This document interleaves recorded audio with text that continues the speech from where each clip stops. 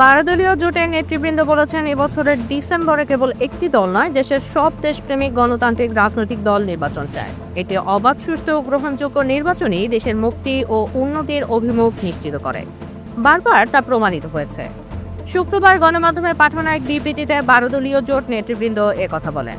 উল্লেখ্য, জাপান সফররত প্রধান উপদেষ্টা ডক্টর মোহাম্মদ ইউনূস নিক্কেই ফোরামে যোগ দিতে গিয়ে এক সাক্ষাৎকারে বলেছেন, ডিসেম্বরে মাত্র একটি দল নির্বাচন চায়। এই বক্তব্যের প্রতিবাদ জানিয়ে 12 দলীয় জোটের শীর্ষ নেতারা বলেন, এক কথায় নিরেট মিথ্যাচার করেছেন নোবেলজয়ী অধ্যাপক ইউনূস। কেবল একটি দলই নয়, দেশের সকল গণতন্ত্রপন্থী দল স্পষ্টভাবে গত 9 মাস ধরে ডিসেম্বরে নির্বাচন আয়োজনের কথা বলে এসেছে। বরং তিনি নিজেই কিছু মৌলবাদী, জনসমর্থনহীন, মুক্তিযুদ্ধ বিরোধী রাজনৈতিক দলকে পাশে নিয়ে নির্বাচনের প্রশ্নটিকে বিলম্বিত করার চেষ্টা করছেন। 12 দলীয় জোট নেতৃবৃন্দ বলেন, আমরা 12 দলীয় জোটের পক্ষ থেকে দফায় দফায় এবছরের জুনের মধ্যেই নির্বাচনের কথা বলেছি। দেশের প্রগতিশীল রাজনৈতিক দলগুলো সভা, সমাবেশ, সেমিনার, বক্তব্য, বিবৃতি এবং প্রধান উপদেষ্টার সঙ্গে বৈঠকে বারবার এই কথা উচ্চারণ করেছেন। ডক্টর মোহাম্মদ ইউনূস হয়তো ভুলে যাচ্ছেন, তিনি কথার মারপ্যাচ দিয়ে তার গতি রক্ষা করতে পারবেন না, পদত্যাগের নাটক করেও পারবেন না। বাংলাদেশের জনগণ তার নাটকবাজি বুঝে গেছে। সম্প্রতি অন্তর্বর্তীকালীন সরকারের প্রধান উপদেষ্টা ডক্টর ইউনূস যে সমস্ত রাজনৈতিক দলের নেতাদের সঙ্গে বৈঠক করেছেন, তাদের মধ্যে অনেকেই স্বৈরাচারী সরকারের পদলেহনকারী এবং স্বৈরাচারী হাসিনার আঁচলের নিচে আশ্রয় গ্রহণ করেছেন। আমি, তুমি ও ডামি নির্বাচন প্রতিরোধে তাদের ন্যূনতম কোনো ভূমিকা ছিল না। ভোট বর্জনের ব্যাপারেও তারা ছিলেন নীরব। এমনকি জুলাই আগস্টের ছাত্র জনতার আন্দোলনে তাদের কোনো ভূমিকা ছিল না।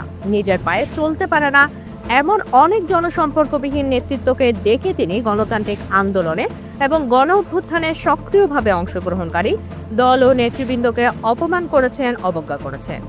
তার এই অশোভন আচরণে গণতান্ত্রিক আন্দোলনের সাথে সম্পর্কিত দল এবং নেতৃবৃন্দ ব্যথিত এবং দুঃখিত।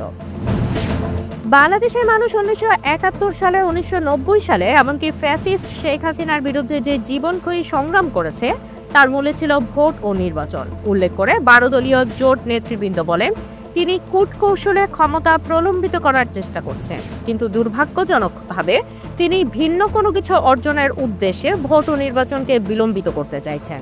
আর তার সঙ্গে রয়েছেন কয়েকজন উপদেষ্টা। জোট নেতারা বলেন, আগামী ডিসেম্বরের আগেই নির্বাচন করা সম্ভব। দেশের দেশপ্রেমিক সেনাবাহিনীর পক্ষ থেকেও নানাভাবে বিষয়টি সামনে এসেছে। আমরা চাই দেশের জনগণের দীর্ঘদিনের চাওয়া তিনি পূরণ করবেন। তাকে অন্তর্বর্তীকালীন সরকারের দায়িত্ব দেওয়া হয়েছে অন্তর্বর্তী কাজ করার জন্য, স্থায়ী কোনো কাজ নয়। সংস্কার চলমান প্রক্রিয়া, ন্যূনতম সংস্কার করে নির্বাচন করতে হবে। আগে প্রয়োজন নির্বাচনের শিডিউল ঘোষণা, পাশাপাশি চলবে ফ্যাসিস্ট আওয়ামী লীগের বিচার। ইতোমধ্যে তাদের কার্যক্রম নিষিদ্ধ করার মধ্য দিয়ে এই প্রক্রিয়া চলমান হয়েছে। অবিলম্বে নির্বাচনের রোডম্যাপ ঘোষণা করে দেশ মহাসংকটের হাত থেকে রক্ষা করার জন্য প্রধান উপদেষ্টার প্রতি আহ্বান জানান 12 দলীয় জোট নেতৃবৃন্দ। তারা বলেন, অন্যথা দেশের মানুষই প্রতিরোধ গড়ে তুলবে। তখন তিনি মৌলবাদী ও জনবিচ্ছিন্ন রাজনৈতিক দলকে পাশে পাবেন না। তার পরিণতি যেন আফগানিস্তানের পালিয়ে যাওয়া মোহাম্মদ আশরাফ গনি, আহমদ জাইয়ের মতো না হয়।